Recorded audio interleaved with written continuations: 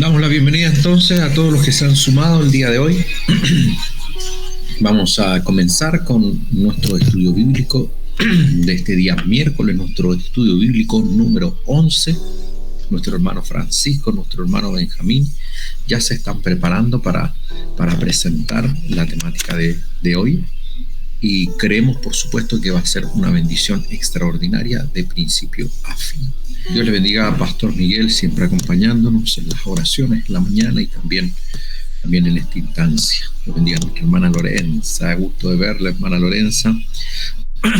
Está con nosotros nuestro hermano Alex, nuestra hermana Cata, nuestro hermano Francisco, que se está preparando, nuestro pastor Miguel Figueroa, la pastora Soledad, Susana González, viene también ahí entrando nuestra hermana Andrea, nuestra hermana Caroli también se está sumando. Que el Señor le bendiga grandemente. Vamos entonces a dar inicio. Voy a hacer una pequeña presentación, solo introductoria, porque luego va a ir nuestro hermano Francisco con la presentación de hoy. Dios te bendiga, Monse. Como les decía hace un momento atrás, ya estamos en la clase número 11. ¿Cómo pasa el tiempo? Y eso que partimos muy tarde este año con nuestras clases de estudio bíblico, pero han sido bastante provechosas, de bendición, desde muchos puntos de vista, desde el conocimiento adquirido por todos los que están participando, y también por la posibilidad que han tenido de presentar en otras ocasiones. Creo que es primera vez que lo hacemos así, de la modalidad presencial, de la modalidad online, porque cuando lo hacíamos presencial siempre hacíamos algún tipo de trabajito, de ejercicio, pero ahora que estábamos online nunca habíamos hecho esto de que nuestros hermanos presentaran, así que ha sido una bendición. Recordarles, solo para poner en contexto lo que nuestros hermanos van a presentar el día de hoy, que estamos viendo el Pentateuco, y el segundo libro del Pentateuco es el Éxodo, ¿ya? Y el Éxodo se divide en tres partes esenciales. 1. Israel en Egipto, capítulo 1 al 11. Luego Israel en el desierto, del capítulo 12 al 18. Y tercero, Israel en el Sinaí, desde el capítulo 19 al 40. Yo se los mencioné, el Sinaí está en el desierto, sigue estando en el desierto, pero una vez que Israel llega al Sinaí, marca un antes y un después. De hecho, las tres temáticas que se dan dentro de esa última sección de Israel en el Sinaí es la ley, en el capítulo 20, es el tabernáculo, aprox, del capítulo 25 al 27, y los últimos capítulos se nos habla de la instauración del sacerdocio, y está destacado en rojo porque es lo que vamos a ver el día de hoy. Ahí está la vestimenta, una imagen bastante clásica, pero yo no voy a decir absolutamente nada porque yo sé que mis hermanos están súper preparados y por supuesto nos van a sorprender como siempre, y vamos a ser edificados. Hoy nuestro hermano Francisco y nuestro hermano Benjamín serán los que van a presentar. Así que sin más, le voy a dar el pase de inmediato, y así también aprovecho de admitir a alguien que está queriendo entrar ahí. Le doy el pase, hermano Francisco. Amén, pastor. Bendiciones para todos. Buena tarde. Como recién decía nuestro pastor Miguel, el día de hoy me toca hablar acerca de las vestimentas sacerdotales.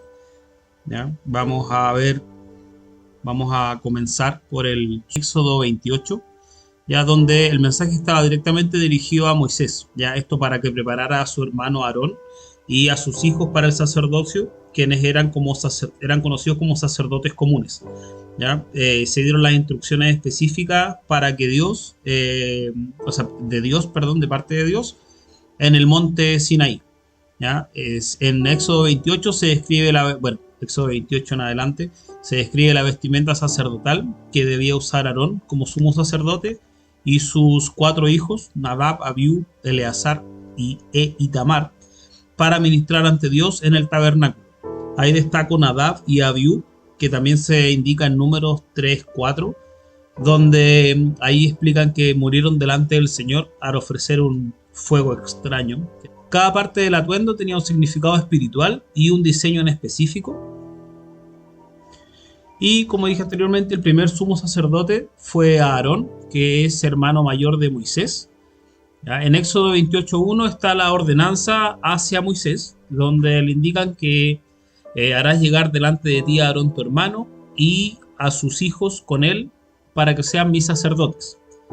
¿Ya? Y en Éxodo 29:9 también se hace ahí referencia a que en el fondo Moisés debía preparar, y tanto espiritualmente como las vestimentas que sumo sacerdote y los sacerdotes debían llevar.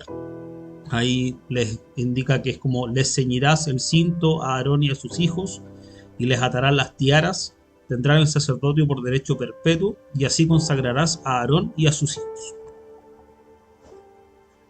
La función, a grandes rasgos, porque luego nuestro hermano Benjamín trae las funciones de los sacerdotes, era entrar, en este caso el sumo sacerdote, al lugar santísimo una vez al año, el día de la expiación. Además, llevar sobre su pecho el pectoral del juicio con las 12 piedras, que lo vamos a ver más adelante, que representaban cada una de las tribus de Israel. Y además usar vestiduras especiales, ya santas. Y también dentro de las funciones ofrecer sacrificios según la ley. En Éxodo 28:4 se nombran todas las vestiduras sagradas. Acá dentro de la túnica bordada también se hace referencia a la ropa interior, ya que no era más que una especie de short blanco. Entre las encontramos el pectoral, el efod, el manto, la túnica bordada, la mitra y las campanillas. El pectoral, para ya entrar en más detalle cada una de las partes, era un cuadrado sobre el pecho que contenía 12 piedras preciosas que estaban incrustadas en una especie de... Sobre esa lámina de oro iba la piedra, cada una con el nombre de una tribu. ¿Ya? Además, en sus costados tenía como el Urim y el Tumim, que también eran conocidos como las luces, que según lo que leí y logré comprender, era una especie como de piedras, de una de color blanco, una de color negro, donde se consultaba a Dios.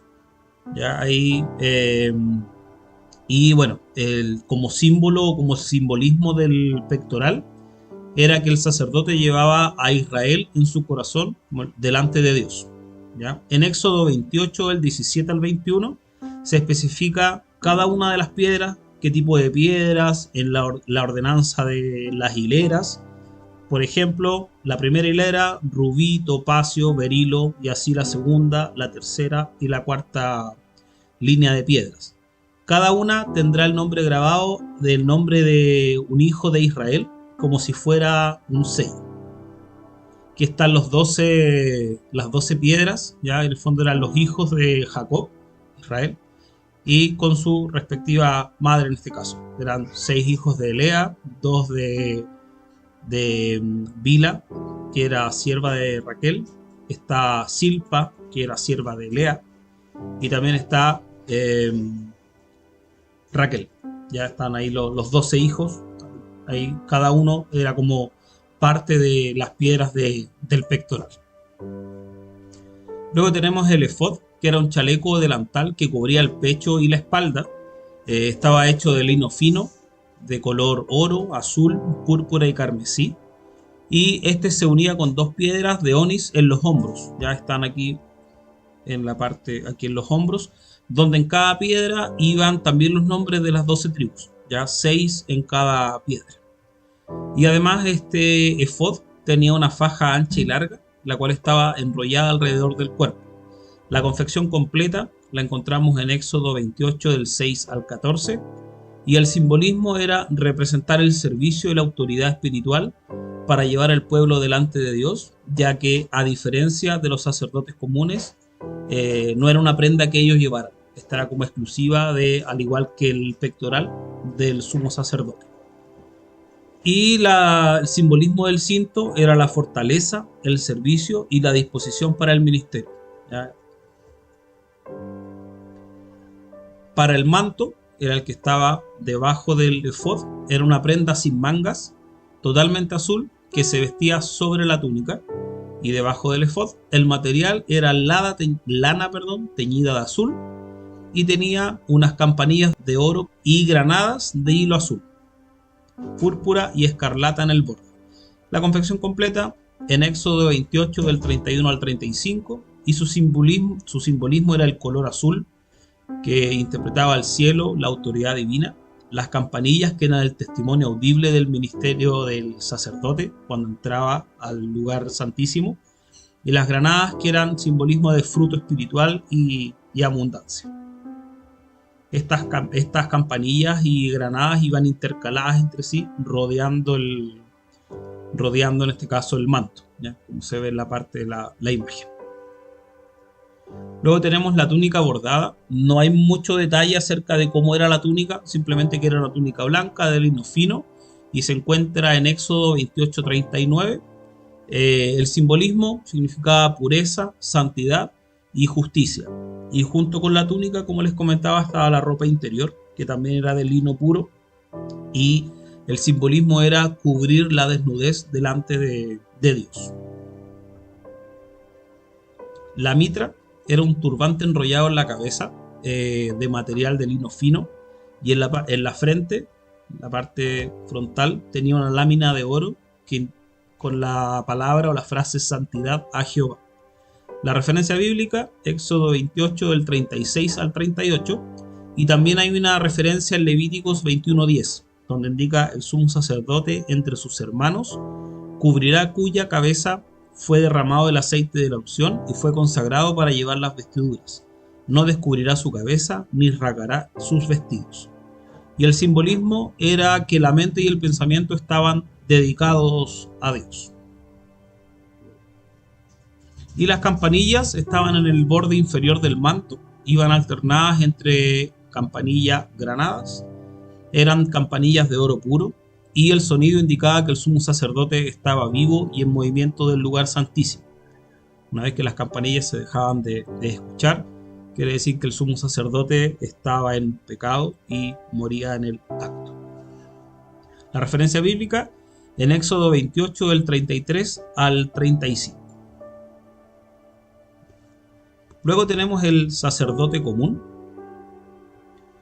Acá tenía una túnica de lino hecha de lino blanco fino, tejida entera, cubría desde el cuello hasta los tobillos y con mangas largas, y el simbolismo era pureza, santidad y en el servicio de Dios. El cinto, si bien también tenía colores como azul, púrpura y carmesí, sí tiene diferencias tonales versus el que ocupaba el sumo sacerdote, y este se ceñía o se utilizaba alrededor de la túnica, sujetándola y dándole comodidad para el servicio, ya que ellos estaban preparados para el servicio hacia el sumo sacerdote. Y el simbolismo era disposición para servir y obedecer. El turbante de lino fino, similar a un gorro enrollado, a diferencia del sumo sacerdote, no tenía la franja de oro en la parte frontal, protegía la cabeza y mostraba dignidad y orden. Y el simbolismo era una mente consagrada para Dios. Los sacerdotes comunes, hijos de Aarón, su vestimenta está descrita en Éxodo capítulo 28 del 40 al 43 y capítulo 39 del 27 al 29. Era más sencilla que la del sumo sacerdote, pero de igual forma era sagrada, ya que esta solamente debía ser usada solo para el servicio en el tabernáculo. Si bien no llevaban el pectoral, el efod, el manto azul ni la lámina, eran igual de sagradas que la del sumo sacerdote. Y el levita, la vestimenta no está detallada o no está tan detallada como la de los sacerdotes. Ellos tenían un rol diferente, que era asistir, transportar, cuidar los utensilios y el tabernáculo, y ellos no oficiaban directamente en los sacrificios en el altar. En la Biblia no hay un mandato específico que indique una vestimenta ceremonial, pero sí hay referencias y deducciones de cómo se podrían haber vestido los levitas. La vestimenta era, en Primera de Crónicas 15:27 indica: los levitas que ministraban o cantaban en el templo vestían túnicas de lino fino, y el lino era símbolo de pureza y santidad, igual que los sacerdotes. A diferencia de los sacerdotes y del sumo sacerdote, los levitas no llevaban adorno ni piedras, ni mitras elaboradas, y esto reflejaba que su papel era de servir y ayudar a los sacerdotes. Parte de su vestimenta era una vestimenta más funcional que propiamente hecha para el uso en el tabernáculo, y era para aportar lo necesario durante su tarea, que era trasladar las trompetas, címbalos, arpas, en el caso de los músicos, o varas para transportar los muebles del tabernáculo, que era lo que veíamos en clases anteriores. En relación con el Nuevo Testamento, para Jesús en este caso cumplió y superó todo símbolo sacerdotal, convirtiéndose en el sumo sacerdote eterno. En Hebreos capítulo 7, 23 y 24, dice: y los otros sacerdotes llegaron a ser muchos, debido a que por la muerte no podían continuar, mas este, por cuanto permanece para siempre, tiene un sacerdocio inmutable. Y a diferencia de los sumos sacerdotes, Jesús no estaba vestido con lino ni piedras, sino que su vestidura era de gloria, gracia y verdad, como lo vemos en Juan 1:14. Y aquel fue hecho carne y habitó entre nosotros, y vimos su gloria, gloria como del unigénito del Padre, lleno de gracia y de verdad. Esa sería la presentación, pastor. Le faltó un chan chan, un así nomás, o un eso. Y eso. Y eso. Tremendo, hermano Francisco. El Señor te bendiga grandemente. Muy, muy claro todo. Después lo comentamos un poquito. Voy a dar primero el pase a nuestro hermano Benjamín para que pueda compartirnos también su presentación. Por favor, hermano Benjamín. Pastor, ahí tengo una duda con las piedras, el Urim y el Turim. Yo noto que es como una especie como de, no sé si amuleto o como dejémoslo al azar, a la suerte. La piedra que salga es como como que no me hacía mucho sentido. Lo veía más como un tema como de suerte, de azar, más que vinculado a algo de fe. No sé si... Sí, es como un tema de medio de consulta a Dios, y lo hacían como por sí o por no. Salía una piedra, era así, salía otra piedra, era no. Y por ejemplo, hay una referencia bíblica, no sé si se topó con ella en la investigación, que el rey David en una ocasión consultó al sacerdote, llamó al sacerdote, al sumo sacerdote, y fue por el efod y consultó y preguntó si iba a alcanzar a sus enemigos, si debía ir por sus enemigos, si lo iba a alcanzar, si iba a tener la victoria. Y todas esas respuestas fueron positivas, sí. Y así alcanzó a sus enemigos y la palabra se cumplió. Ahora es muy misterioso, porque claro, es como, suena como muy a azar. Ahora también creemos que la mano de Dios está también en medio de ello. Y esto es como, para mí, yo lo veo así, hermano Francisco, esto para mí es como el sacrificio de los animales, como medio expiatorio. Era necesario, entre que venía lo perfecto, que era el sacrificio único y suficiente de Cristo en la cruz del Calvario. Para mí, de igual manera, el Urim y el Tumim era quizás el mecanismo de poder pedir dirección a Dios. No era la única, por supuesto, pero consideremos que hoy nosotros tenemos una relación directa con Dios. No necesitamos más sumo sacerdote que el Señor Jesucristo. Él es nuestro único mediador. A Él consultamos, a Él oramos, a Él pedimos dirección. Además, tenemos una guía extraordinaria en nuestros corazones, que es el Espíritu Santo, que nos guía a toda verdad, a toda justicia, nos recuerda todas las cosas. Entonces, hoy contamos con herramientas, pero sin nivel de comparación versus lo que tenía el pueblo de Israel para aquel entonces. Entonces, desde esa perspectiva yo trato de entenderlo, porque mirarlo con los ojos de hoy parece súper raro. De hecho, así lo miré yo, era como ya blanca así, negra no, ya la que salga. Pero claro, o sea, me imagino que detrás de eso está lo que salga es la voluntad de Dios. Creo que ese era como el pensamiento que había en la época. Exactamente. Ahora, no, seamos honestos. Hay veces en que uno espera un sí y un no y las piedritas nos vendrían súper bien. Pastor, dígame. como referencia anecdótica, con la Cata y el Ale estábamos viendo una serie que la Cata la empezó a ver y nos insistió y también la empezamos a ver nosotros, que es Reyes. Y ahí parten con Saúl, parten con Samuel. Y en un momento Saúl también usa las piedras y la intentaron ejemplificar en la serie y también yo decía, ¿qué es eso? Y cuando lo leía en la Biblia queda como con más dudas. Y ahí sale como ellos intentaron también, porque también dice que es como muy misterioso, que no hay mucha referencia de en qué consistía exactamente. Pero intentaron hacer como una forma y decían, trae el Urim y el Turim, intentaban hacerla. Y no me acuerdo si usaron usando eso o en un momento Saúl se enoja porque cree que tiene alguien en contra de él y llama a todos los hombres del pueblo y parece que empiezan a tirar una flecha. Y la flecha iba apuntando a los que posibles enemigos de Saúl. Y al final sale que era el hijo de Saúl el que estaba en contra de él. Una cosa así, no me acuerdo si en ese momento usan el Urim y el Turim o antes de eso. Pero también hace referencia a que Saúl también las usó en algún momento. Le pidió a los sacerdotes que la usaran para tener respuesta de Dios. Sí, mire, respecto de las flechas, yo no recuerdo haber leído algo. Hay un episodio, pero me parece que está David en esa ocasión. Que Saúl y David tiran flecha y...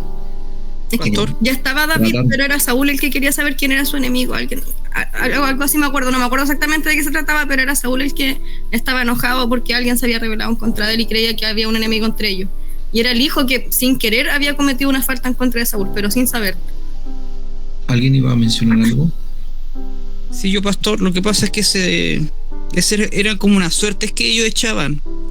Cuando Saúl fue elegido rey, así lo escogieron, tiraron una flecha al aire y donde caía la flecha, esa era como la voluntad de Dios. Entonces cuando escogieron a Saúl, ve que primero los separan en tribus y tiraron una flecha y primero escogen a la tribu de Saúl. Después van entre como los varones de la tribu y al final va quedando y al final queda Saúl. Después, en un evento ya cuando Saúl está, digamos que ya está tirando para colina, no me acuerdo bien, pero parece que hay una batalla y Saúl le ordena que vayan a pelear y no coman nada, en ayuna.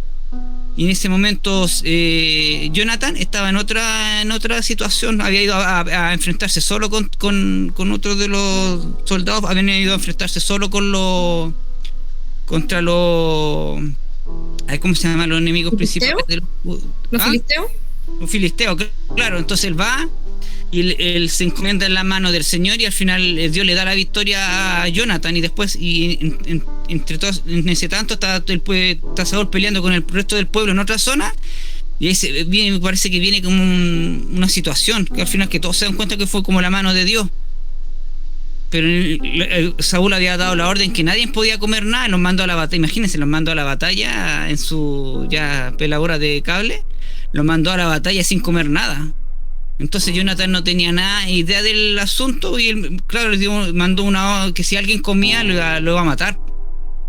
Era como era el rey, era una condena de muerte. Entonces resultó que Jonathan después se encuentra con otro grupo de soldados y cuando ve un miel, él come de la miel. Y todos le dicen, no comas porque se supone que había una orden, un decreto del rey que no se podía comer y después algo malo pasa y Saúl le echa la culpa a eso, que alguien había violado su decreto. Entonces, como nadie dice, echan suerte en ese momento, echan suertes con ese tema del arco y tiran el arco y al final el arco queda Saúl y queda Jonathan y después vuelven a tirarlo porque se supone que lo van tirando hasta que llegan a una determinación final y al final el arco, la flecha muestra la culpabilidad de Jonathan. Y eso.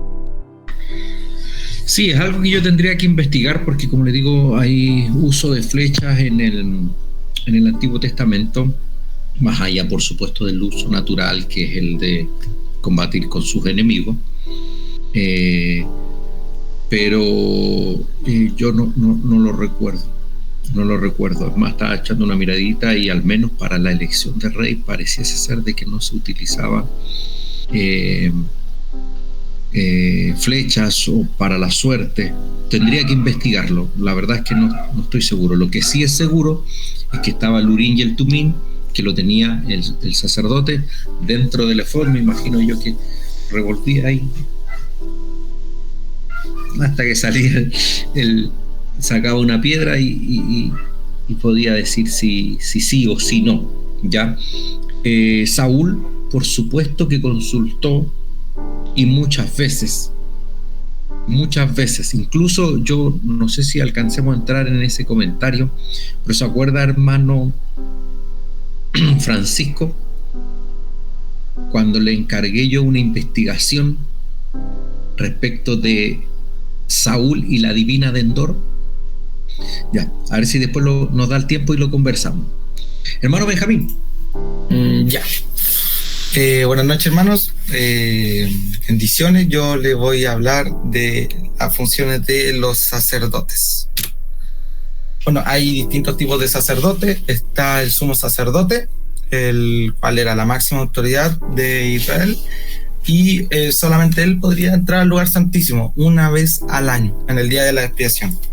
Después están los sacerdotes, que es descendiente de Aarón, encargados de los sacrificios, el altar del candelero y la mesa de los panes. Y después están los levitas, que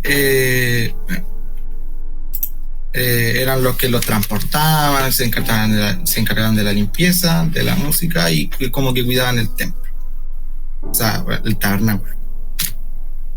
Las funciones principales del sumo sacerdote, él era el mediador máximo entre Dios e Israel. Cada año ofrecía el sacrificio de expiación en el lugar santísimo, consultaba a Dios mediante el Urim y Tumín, y cuidaba la pureza ceremonial del pueblo, asegurando que la ley y los ritos sagrados se cumplieran. Funciones de los sacerdotes: encender y cuidar el candelero, mantener y cambiar los panes de la proposición, presentar las ofrendas diarias y sacrificios, instruir al pueblo en la ley y bendecir al pueblo. Y de los levitas, como igual se mezcla con la anterior, que es como más resumida anteriormente, que era transportar el tabernáculo, su utensilio y todo eso. Lo que podían y no podían hacer, ahí depende obviamente del tipo de sacerdote, pero por ejemplo el sumo sacerdote solo podía entrar al lugar santísimo el día de la expiación, y los sacerdotes no podían entrar al lugar santísimo ni tocar lo que estaba dentro de él, solo en el lugar santo. Los levitas no podían ofrecer sacrificios ni entrar al lugar santo. Cualquier violación de estos límites resultaba en muerte. La relación con Cristo, aquí Cristo cumple el ministerio de todos los sacerdotes. Como sumo sacerdote ofrece su sangre para la expiación eterna. Como sacerdote intercede por nosotros ante Dios, y como levita guía la adoración, cumpliendo plenamente el propósito del sacerdocio terrenal. Y la conclusión: el sumo sacerdote terrenal entraba una vez al año, y Cristo entró una vez para siempre. Los sacrificios eran repetidos en Cristo. En Cristo el sacrificio fue único y eterno. Los sacerdotes mediaban. En Cristo todos tenemos acceso directo al Padre. Y es eso. Esa es mi presentación. Y eso, Dios te bendiga, Benjamín, súper bien. Yo solamente creo que sería bueno enfatizar ese último punto respecto de que Jesucristo es nuestro sumo sacerdote. Él nos representa, que tenemos libre acceso hoy a la presencia de Dios gracias a su sacrificio, gracias a que Él, como Él mismo lo dijo, está sentado a la diestra de Dios Padre, intercediendo por nosotros. Entonces, bueno, Jesucristo tiene 3 oficios. Él es rey, profeta y sacerdote. Él es rey, profeta y sacerdote. Esos son los oficios de Cristo, ¿ya? Entonces, el rey, profeta y sacerdote. Eso se cumple en nuestro Señor Jesucristo. Entonces, Él es nuestro único sumo sacerdote, suficiente, mediador, etc. Muy bien, hermano Benjamín. No sé si alguien tiene alguna pregunta para mi hermano Benjamín, para mi hermano Francisco.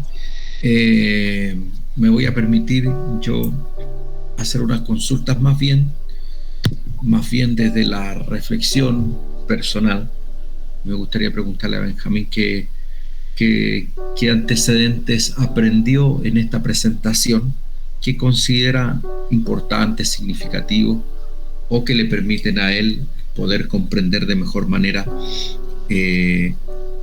al Señor Jesús. Bueno, yo creo que el sacrificio de Jesús fue un antes y un después, porque antes todo era muy, cada persona tenía así como su labor, pero con el sacrificio de Jesús, Dios es todo eso, y es como que la pega de todos los sacerdotes como que la hace Él. Es como que eso es como lo que me llevo yo. Muy bien, hermano Benjamín. Solamente comentar que, por ejemplo, ¿cómo se los digo? La Escritura abunda en explicarnos que Jesús es nuestro sumo sacerdote, que Él hizo un único y suficiente sacrificio por nuestros pecados, de que somos salvos por gracia, es decir, un regalo que Cristo ya pagó por nuestra salvación en la cruz del Calvario, y que lo único que nosotros tenemos que hacer para apropiarnos de esa salvación es creer. Y cuando nosotros creemos, nos apropiamos de la gracia que viene del griego del carisma, que es un favor inmerecido. ¿Por qué les menciono esto? Porque tristemente, cuando nosotros vemos por ejemplo, el catolicismo, el Papa entre sus vestimentas tiene un emblema que en latín, por supuesto, dice que es el vicario di Cristo. Es el vicario de Cristo, es el mediador, es el intercesor, es el representante de Cristo en la tierra. Y nosotros no necesitamos representantes de Cristo en la tierra, porque el Espíritu Santo es quien representa a Cristo en la tierra, y lo tenemos en nuestros corazones. O sea, esa estructura pomposa, portentosa, ya no es necesaria.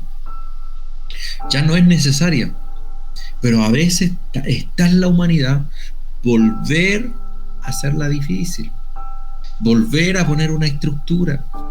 No, es que esto solamente lo hace el pastor. No tenemos libre acceso al trono de la gracia. Los dones no son para los pastores exclusivamente, los dones son para todos aquellos que reciben el Espíritu Santo. ¿Y quienes reciben el Espíritu Santo? Todos aquellos que creen en Cristo. Y tenemos como único y suficiente mediador a Jesucristo. No necesitamos más mediador. No necesitamos San Expedito, no necesitamos San Antonio, no necesitamos santos específicos por los cuales pedirle por alguna cuestión puntual. ¿Por qué menciono a esos santos específicamente? Porque como que tienen una función especial y van a ellos, como acuden a ellos frente a determinadas problemáticas, determinadas situaciones. No es necesario. Tenemos acceso directo, no necesitamos un santo para que interceda por alguna necesidad nuestra. Tenemos acceso directo a la presencia de Dios. No necesitamos un representante de Cristo en la tierra. Tenemos al Espíritu Santo que está en nuestros corazones.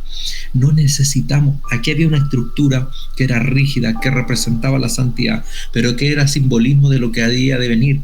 Esto sería, para mí, el tener al Papa con el eslogan Vicario de Cristo, para mí es similar a que nosotros tuviéramos que volver a sacrificar animalitos para poder recibir perdón de pecados. no es necesario. Ya Cristo pagó por nuestros pecados. Ya Cristo envió a su Espíritu Santo y Él es el representante de Cristo en la tierra. No necesitamos más. No necesitamos más. Dios te bendiga, Camilita. Que el Señor va a decir que estoy cansado de sus sacrificios, estoy cansado de los animales, estoy cansado de eso. Cosa que Él mismo había establecido, pero que era un medio transitorio y que cuando estaba la devoción ahí, cuando estaba la buena disposición ahí, valía, servía, pero cuando ya era por ritual, cuando ya era por compromiso, ya no servía, y ese riesgo lo corremos todos. Lo corremos también en nuestros días. Hoy quizás nosotros vamos al templo, hoy quizás cantamos, hoy nos conectamos en una oración, hoy estamos en un estudio bíblico, hoy muchas cosas. Y todas esas cosas son súper lindas y súper buenas, pero en el momento en que nosotros entramos en un ritualismo vacío y Dios no está ahí, ya no sirve de nada. Ya no sirve de nada. Y de eso Dios se hastía. Dios lo que quiere siempre, a través de todos los medios que están a nuestro alcance, lo que Dios quiere es nuestro corazón. Si nuestro corazón no está ahí, no sirve. Vamos a conversar respecto de la divina de Endor, ya que se planteó el tema, como, no sé, como de la superstición del Urim y el Tumim. Era costumbre de que los reyes consultaran a los sacerdotes frente a determinadas situaciones a través del Urim y el Tumim, por sí o por no. Ya lo vimos, ya también lo explicamos, que, y aquí insisto, es un criterio personal, me parece como muy místico, me parece muy extraño, pero creo que también era lo que había para aquel entonces, era como el sacrificio de animales, que hoy por supuesto no tiene ninguna lógica, pero era la herramienta que ellos tenían para redención de sus pecados en su momento. Y de igual manera creo que el Urim y el Tumim puede haber sido la herramienta que podían tener, sobre todo aquellos líderes políticos, militares, que requerían alguna consulta específica, acudían al sumo sacerdote.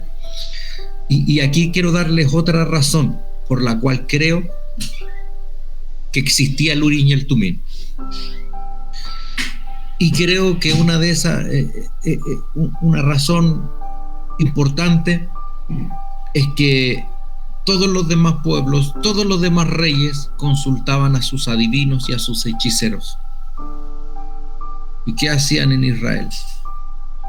Entonces estaba este medio de consulta, el Urim y el Tumim, a través del sacerdote. Entonces yo creo que Dios diviniza una práctica y dice, bueno, si quieres consultar la voluntad de Jehová, ven, aquí está el sumo sacerdote, y eliminaba la posibilidad de que, bueno, no se eliminaba, pero disminuía la posibilidad de que alguien quisiera consultar a divinas, etc.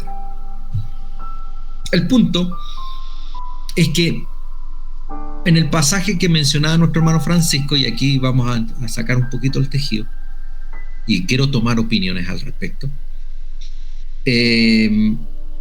Saúl, siendo un rey ya desechado por Dios, pero aún en ejercicio como rey, ya estaba entre la espada y la pared, y estaba desesperado por consultar la voluntad de Dios.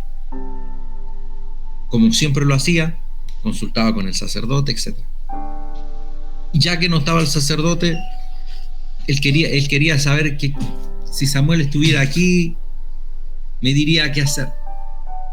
Entonces él fue con la divina de Endor.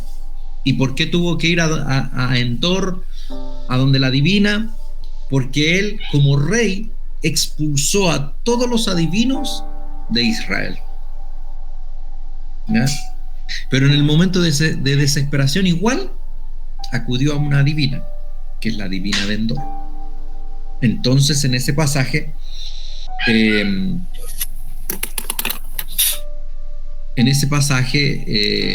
Saúl va, consulta con la divina, y para especificar bien, esta divina era una medium. No sé si todos saben lo que es una medium. Medium es una persona que hace traer supuestamente a una persona muerta. ¿Ya? Hay muchos tipos de medios. Por ejemplo, está el medio como ventrilogía. No sé si lo dije bien, pero el medio que hace a través de la ventrilogía es aquel que el muerto se posesiona de ellas. Comienza a hablar como el muerto y comienza a decir cosas que solo el muerto sabía. Ese es un medium y está a través del estilo de la ventrilogía. Y también hay otros estilos donde quizás habla, donde mueve cosas, si es sí, que mueve una cosa para acá, si es no, que mueve una cosa para allá. ¿Cuál es el punto? Que Saúl va al escondido, disfrazado para que no se dieran cuenta, y empieza a hacer su trabajo la señora. ¿Y quién aparece? Samuel, el profeta, que ya estaba muerto. Y la señora se asusta, la divina se asusta y dice: ¡Oh! Tú eres Saúl, hiciste venir a Samuel. Y resulta que Samuel entrega una palabra profética que se cumplió. Y yo quiero dejar esto sobre la mesa. ¿Qué opinan de esto? Hermana Susana levantó la mano y eso es lo que yo quiero, que opinemos un poquito y que copuchemos. Bueno, haciendo referencia a ese versículo y también a la serie, cuando vi la serie yo quedé así como: ¡oh, por Dios! ¿Qué está pasando aquí? ¿Qué es esto, Samuel? ¿Qué hace ahí? Y claro, y vinieron muchos interrogantes y leí después los capítulos en la Biblia, y como mi Biblia de estudio hace referencia y cosas así, y en la referencia el señor MacArthur, el hermano pastor MacArthur, decía que, y yo también lo encuentro mucho sentido, la divina se asustó porque obviamente ella no tiene la capacidad de traer a los muertos. No podemos, los muertos no pueden volver, los muertos están y están durmiendo, según nuestros conocimientos. Pero yo creo que Dios, que es lo que dice MacArthur, permitió que Samuel viniera, no que la divina lo trajera, permitió que Samuel viniera y diera estas palabras, y por eso mismo la divina se asustó, porque ella sabía que ella no tenía la capacidad de hacer eso. Pero sí, Samuel fue el único que volvió de los muertos para entregar esa palabra, y por eso tuvo una palabra que era certera, porque realmente era Samuel y realmente tenía esa palabra que venía de Dios, pero no por medio de la divina, sino que Dios lo permitió para que se viera para que se cumpliera esa palabra. Muy bien, es que leí un tremendo comentarista, así que sí, no, tremendo comentarista. John MacArthur, espectacular. De hecho, va muy en la línea de lo que yo creo al respecto. Porque hay otra teoría en que, bueno, hay que ir un poquito atrás. Porque algunos dicen, Dios, esto está claro. ¿Qué es lo que claro que tenemos? Que Dios prohibió que consultaran a adivinos, adivinas. Esa era una prohibición divina, ¿ya? Y es una prohibición que sigue latente y vigente para nosotros, ¿ya? Si nosotros tenemos dudas, está la oración. Si nosotros necesitamos alguna palabra de esperanza o alguna palabra de claridad, Dios tiene a sus profetas, ¿ya? Los dones están en ejercicio y están para guiar y consolar al pueblo y a los creyentes, es decir, a nosotros. Si nosotros tenemos dudas de algo, no consultamos el tarot, no consultamos nuestro horóscopo, por mucho menos vamos a ir donde una divina, donde una medium, ni mucho menos, ¿ya? Entonces, principalmente y hablando específicamente de los medium, principalmente las personas que hacen medium trabajan con demonios, que son demonios engañadores. ¿Eso qué quiere decir? Que los muertos, como dice John MacArthur y lo mencionaba nuestra hermana Susana, y de acuerdo a la escritura, los muertos están. Y no hay manera de contactarnos con ellos. Están en la presencia de nuestro Señor y no hay manera de contactarnos con ellos. O donde quiera que estén, pero no hay contacto con ellos. Entonces, ¿cómo es que trabajan estas medios y aciertan a tantas cosas? Es porque trabajan con espíritus engañadores. Recuerden que los espíritus, incluso el demonio, incluso imita los dones. Brujos que hacen sanidades, brujos que hablan en lenguas, que tienen discernimiento de espíritu, y no son dones de Dios. Y algunos incluso, porque hay que tener cuidado, porque hay algunos que abiertamente son espiritistas y son demoníacos y dicen: yo soy un brujo, yo actúo bajo el poder de Satanás. Pero hay otros que dicen: no, es que este es un don que a mí me dio, Dios me dio, y que en realidad son dones de origen demoníaco, que los utilizan para engañar, ¿ya? Que hacen el trabajito, que hacen el amarre, que hacen todo ese tipo de cosas. Esas cosas se dan hoy en día. Muchos son farsantes, son chantas, pero aún así no lo debemos consultar. Muchos trabajan con demonios y con demonios engañadores, ¿ya? Y tampoco, por supuesto, tanto más está prohibido para nosotros, ¿ya? Respecto del medium, creemos eso, que son espíritus engañadores porque los muertos no vuelven. Pero particularmente en este pasaje yo estoy con John MacArthur, porque yo creo que esta es una excepción divina por varias cosas. Primero, si la divina era adivina y era medium y acostumbraba a traer, entre comillas, el espíritu de los muertos, ¿por qué se asustó con Samuel? Porque dijo: ¡oh! ¿Que acaso no se dedica a eso? Y encima Samuel reprende y dice: me interrumpiste el descanso, y le entrega una palabra, y la palabra se cumple de manera certera. Entonces, yo estoy con John MacArthur. Yo creo que esta es una excepción divina, ¿ya? Ahora, cuidado, porque alguno puede decir: sí, es una excepción divina, entonces ¿podría yo consultar? Sigue siendo prohibido. Sigue siendo castigado por Dios, sigue teniendo consecuencias negativas para nosotros. Aunque, ahora, ¿quién dice que va a ser una excepción divina conmigo? Pero aunque así fuese, no está bien. Entonces, por eso que yo le decía, este es un pasaje muy misterioso, porque algunos que son así como cuadrados a rajatabla dicen: no, son espíritus engañadores, y este era un espíritu engañador. Pero yo estoy más por el lado de John MacArthur. Yo creo que hay una excepción divina, pero que sigue siendo una excepción, que sigue siendo negativa hacia las finales. Amarró su perdición Saúl con eso. Quedó listo. Amarró su condenación con esto. No solamente se terminó su reino, sino que probablemente su salvación. Quizás. Hermana Susana. Pastor, me gustaría agregar también lo que yo analizaba, creo que también lo leí por ahí, que si además sale en la Biblia y dice que fue Samuel, y si hubiese sido un espíritu engañador, si la Biblia fue inspirada por el Espíritu Santo hubiese dicho que fue un espíritu engañador, lo hubiese aclarado, pero por algo dice que fue Samuel, y por algo está en la Biblia. Sí, pero claro. Sí, pero ese argumento en la perspectiva de la Escritura no es muy fuerte. O sea, yo también estoy con usted en ese aspecto, pero ese argumento no es muy fuerte. ¿Por qué? Porque, por ejemplo, en Crónicas y en Reyes, que son dos libros que relatan casi los mismos hechos, pero en distintas épocas y con distintas perspectivas.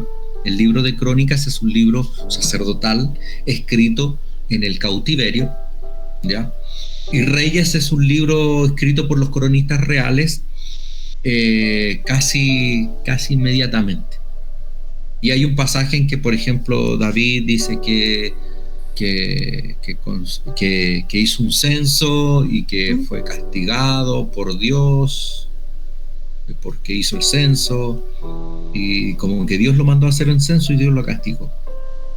Pero en Crónicas dice que no, que fue el enemigo que lo engañó. Ya, entonces, no me acuerdo muy bien del pasaje, pero ¿por qué le digo esto? Porque creemos que ambos libros son inspirados. Pero el libro de Crónicas, con una mirada sacerdotal, con retrospectiva, dice: este fue el enemigo que lo engañó. Y los cronistas reales dicen: no, este fue una prueba una tentación de Dios. Ya, entonces, ese argumento no es tan fuerte, pero yo también considero que es una excepción. O sea, estoy con usted. Pastor, dígame. Quería complementar por qué la divina en este caso se asustó. Porque Saúl había echado todos los adivinos de Israel, los había expulsado, y no solamente los había expulsado, sino que los había matado. Por eso es que ella le dice, ¿por qué me haces esto? Si voy a leer en esta parte como dice textual. A ver. Dice, entonces Saúl le juró por Jehová, diciendo, vive Jehová, que ningún mal te vendrá por esto. La mujer entonces le dijo, ¿a quién te debe venir? Respondió, hazme venir a Samuel. No, un poco antes. Dice, en el 9, y la mujer le dijo, he aquí, tú sabes lo que Saúl ha hecho, cómo ha cortado de la tierra a los evocadores y a los adivinos, o sea, los ha matado. ¿Por qué me pones tropiezo en mi vida? Entonces, por eso estaba un poco asustada, porque le estaba haciendo venir a adivinación, siendo que Saúl mismo había provocado esto, que había expulsado y había matado a todos los adivinos por esto mismo, pero él tenía su cartita bajo la manga. Él sabía que había una persona que la tenía ahí guardadita en caso de, por eso que la mandó a buscar. Y claro, el Señor nos dice que no debemos consultar a adivinos ni nada de eso, porque yo creo que sí existe gente que tiene esos dones.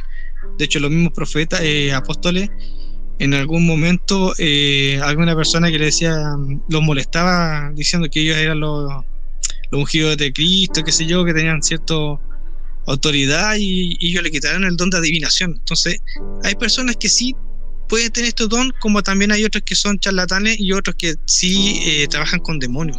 Obviamente los demonios están desde la fundación del mundo, están con nosotros, entonces nos conocen de pie a cabeza y saben cómo interpretarnos, saben todas nuestras yayitas. Entonces cualquier persona le puede decir, no, fulanito de tal vino dijo que te pasó esto, y lo pueden saber porque nos tienen todas las cositas anotadas, pues. Entonces, ¿nos van a engañar? Sí, pues, nos van a engañar. Bueno, esa era mi humilde opinión. Sí, es muy importante lo que tú sumas, hermano Samuel, porque ese es un caldo de la sopa, ¿ya? Es lo que les mencionaba yo delante. Porque claro, efectivamente, si la divina se asustó, también era por esto, porque Saúl había matado a todos los adivinos y ahora lo tenía frente a él, entonces probablemente también temió por su vida. Entonces es muy probable, pero como les digo, y lo mencionaba nuestra hermana Susana, yo me quedo con las palabras de John MacArthur. Creo que esta es una excepción divina, pero a pesar de que sea una excepción divina, en ningún caso, pero en ninguno de los ningunos, está abriendo la puerta para que nosotros podamos consultar adivina, hechicero, tarotista, vernos la suerte, la línea de la vida, ¿sí? La línea de la plata. ¿Sí? Una vez se me acercó, estaba en La Serena, yo estaba soltero para ese tiempo, se me acercó una muchacha gitana y iba directo hacia mí, yo vi que venía hacia mí, y en eso que estaba sentado yo en una plaza había un pequeño como trozo de cadena, de fantasía, por supuesto, una cosa así bien común, bien falsa. Y yo estaba con otro muchacho, estaba con Rubén, fuimos a La Serena en ese tiempo, soltero. Y la muchacha se va acercando y yo le digo a Rubén, mira, viene para acá. Y ella, por supuesto, estaba, te leo la suerte, pásame tu mano, te leo la suerte. Y cuando ella se va acercando a mí, me mira, yo le tomo la mano y le digo, toma, para la suerte, gitana. Toma, para la suerte. Y la quedó mirando, se fue con su amiga y la miraban. ¿Por qué le digo esto? Porque no debemos tomarnos con ligereza esto. De verdad. Hay cosas que no debemos tomarnos con ligereza. No debemos tomarnos con ligereza.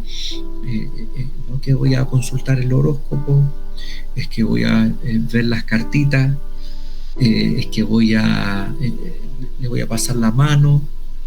Ay, una amiga, ahí está, nos estamos viendo todas las cartas, solo faltas tú.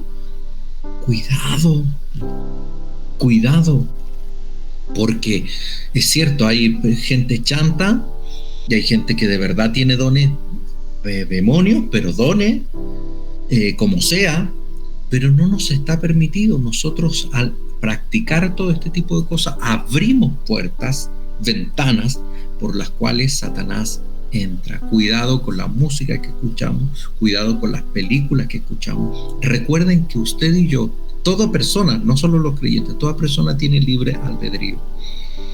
Entonces, si nosotros le decimos que a Satanás que no entra en nuestra vida, tenemos esa potestad, pero por eso que él engaña. Y por eso que él, a través de la música, a través de la película, a través de las cartitas, a través de alguna cosa, de hechicería, de trabajito, de cosas, esas puertas se abren y es ahí donde Satanás entra a la vida del hombre y a la vida de la mujer. Se puede, ¿no? Pastor Miguel, le escuchamos y usted tiene la bendición final también cuando lo estime conveniente. Ok, solamente expresar que está muy de moda los medios y hay una confusión muy grande entre creyentes también. Cuidado con eso, porque los demonios, como decía Samuel, me parece que fue, conocen, saben, y es una forma muy sutil de engañar a las personas.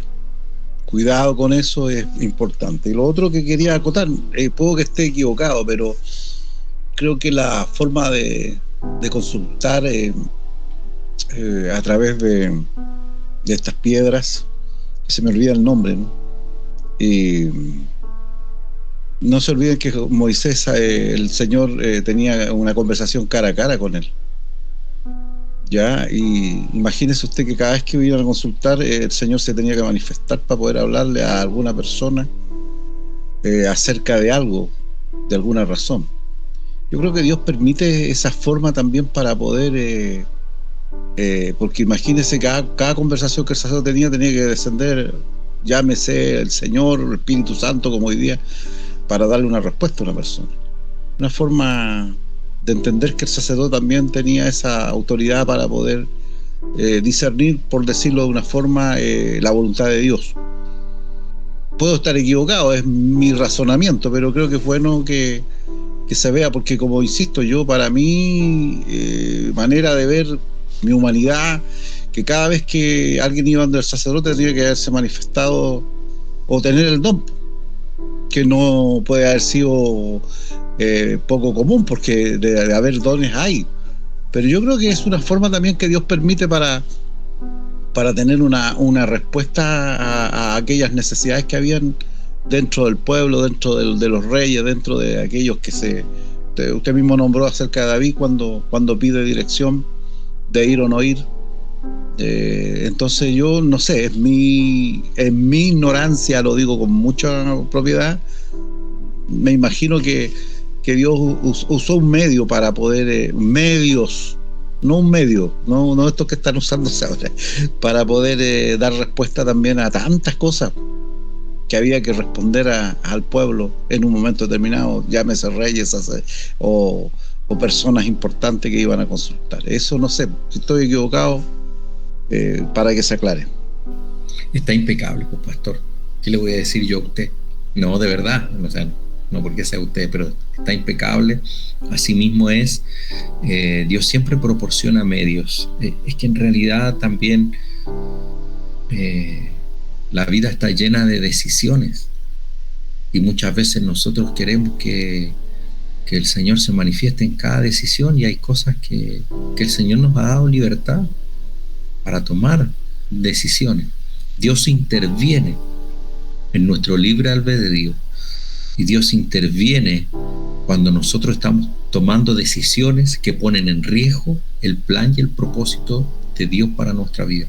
De lo contrario, compres el auto blanco o el azul o el rojo, no importa. Hay decisiones que a veces a nosotros nos parecen como importantes, pero que en realidad para los planes de Dios no son importantes. Pero si es una decisión importante, Dios se va a encargar de poner un profeta, de entregarnos palabras, de hablarnos en visión, en sueño, con un ángel. Dios nos va a hablar, eso es seguro. Hermana Susana. Pastor, perdone que moleste tanto.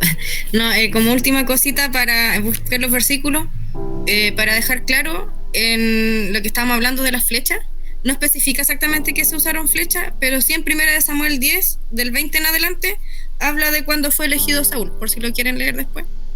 Para buscar bien, porque no dice que fueron en flechas, pero dice que eligió la tribu de Benjamín y que de ahí buscó los hombres y así como, y dice que fue como por una suerte, pero no especifica qué método usaron. Y más adelante en el capítulo 14 también de 1 Samuel, después del 36, por ahí está el conflicto de la guerra, donde Saúl dice que alguien se equivocó y que alguien cometió el error de lo que él había hecho y empieza a buscarlo, y también no especifica que se usaron flechas, pero dice que eso es un método de suerte donde al final quedó Jonatán y quedó y vieron que Jonatán era el supuesto culpable, que en realidad era Saúl que estaba haciendo todo mal, pero ahí para que sepan, si quieren leerlo después, no dice que fueron flechas, pero dice que se usó alguna especie de método de estos de suerte que se usaban en ese tiempo. Exacto. Pero déjenme dejarle una bomba. No. Déjenme dejarle una bomba. Porque ya dice, sí, esto es para el Antiguo Testamento, ¿no es cierto? ¿Y qué hicieron los discípulos después que murió Judas? Pedro dijo, hay que reemplazar a Judas. ¿Y qué hicieron? Pastor, echaron suerte. Pastor, antes de... Sí, dígame. Antes que corte. También una última ocasión, donde hay otra aparición en la Biblia, que a lo mejor no se recuerdan ahora, pero después se van a recordar, en el momento de la transfiguración, cuando está Jesucristo con Elías y con Moisés. Él ya no fue llamado por una medium, estaban acompañando a Jesucristo, pero fue una visión que tuvo ahí Pedro, me parece que, y después cuando le ofrece que pongan un altar y qué sé yo, pero hay una aparición, una segunda aparición que se me viene a la mente. Exactamente. Eso. Por supuesto, en otro contexto divino y correcto, no con una medium, pero sí, totalmente de acuerdo. De hecho, Jesucristo porque los saduceos, acuérdense que los fariseos y saduceos son distintos. Entonces, cuando los saduceos discutían con Jesucristo respecto a la resurrección, los saduceos no creían en la resurrección, los fariseos sí. Y le preguntan los saduceos a Jesucristo como diciendo, ¿con qué estáis? ¿Con los fariseos o con nosotros? Respecto al tema de la resurrección. Y el Señor le dice, ¿no habéis oído que dice que Dios es Dios de Abraham, Dios de Isaac y Dios de Jacob? Dios no es un Dios de muertos. Toma. Lo dejo ahí. Y además también hay otro ejemplo que le dicen por la ley, que si una mujer enviudaba, el hermano tenía que casarse con ella. ¿Para qué? Para levantarle descendencia, para que no quedaran desvalidas, etc. ¿Ya? Y él también dice, bueno, eran 7 hermanos, murieron los 7 hermanos, y los saduceos le dicen, el día de la resurrección, ¿cuál de los 7 maridos será su marido?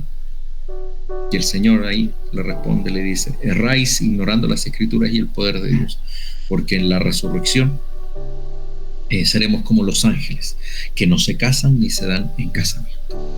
Pastor, ahora sí, nos despide con la bendición, por favor. Entusiasmado, bueno eso. Dios le... Buenos temas, creo que es edificante para poder salir de muchas cosas, especialmente en este tiempo donde el enemigo va a querer distorsionar muchas cosas, y a veces hay creyentes que ingenuamente creen en cosas que son complejas, son difíciles. No se apure, hermano, no se apure, hermana, espere en el Señor, porque es el problema que le pasó a Saúl. Se apuró, estaba ya condenado el hombre porque se metió en un lío, pero a veces nos pasa a nosotros el querer apurar, el que el Señor nos responda en algo y se cometen errores. Así que, pero Dios nos conoce y nos va a ayudar. Bien. Que el Señor les bendiga, nos vemos. Cuídense, buenas noches, descansen. Buenas noches, bendiciones. Bendiciones, que descansen.